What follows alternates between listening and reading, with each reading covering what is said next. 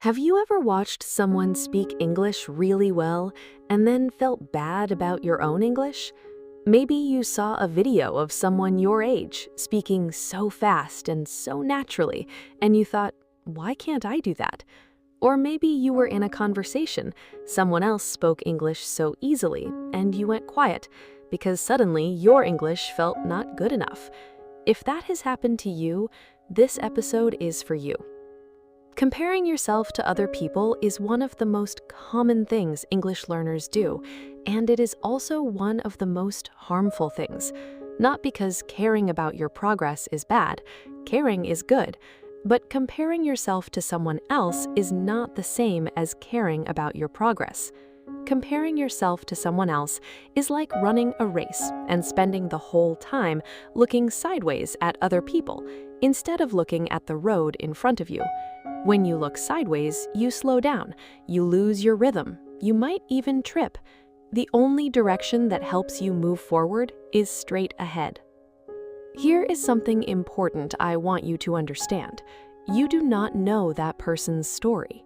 When you see someone speaking English really well, you are only seeing the result. You are not seeing the years of practice, the mistakes they made, the times they felt embarrassed, the hours they spent listening and repeating and trying again.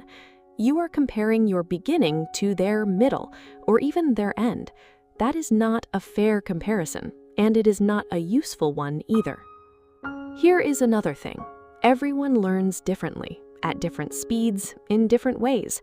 Some people pick up speaking very fast but struggle with grammar. Some people understand everything they read but freeze when they have to speak.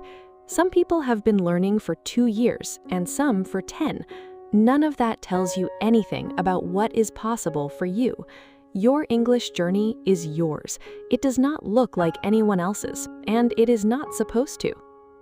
Now, let me tell you what comparing yourself to others actually does to your learning.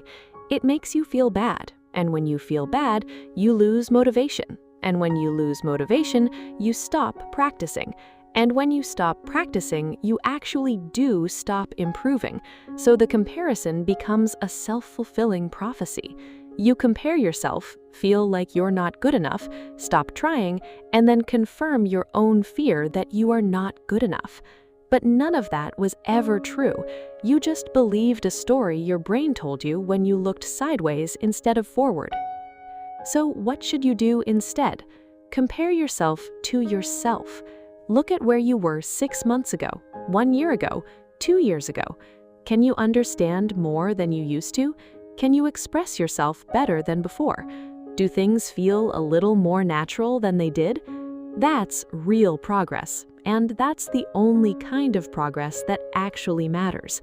Because you are not competing with anyone else. You are just trying to be a better version of yourself than you were yesterday. That's it. That's the whole game. Here is a simple thing you can try. Think about your English right now, and then think about your English 1 year ago. What can you do today that you could not do then? Maybe you can understand a podcast now, and 1 year ago that felt impossible.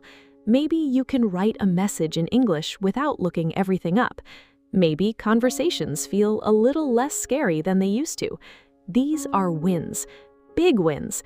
But when you're always looking at other people, you never notice them. Start noticing your own wins. Write them down if you want to, because every small step forward is proof that you are moving in the right direction. And one more thing. The person you're comparing yourself to, they probably compared themselves to someone too, and felt the same way you feel right now.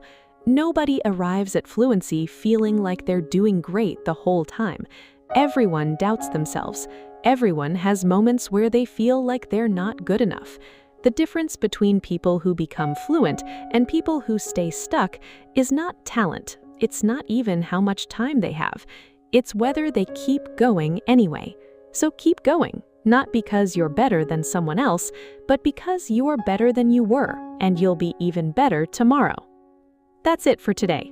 If this helped you feel a little bit better about where you are in your English journey, share it with someone who needs to hear it. And drop a comment below. What is one thing about your English right now that you're actually proud of?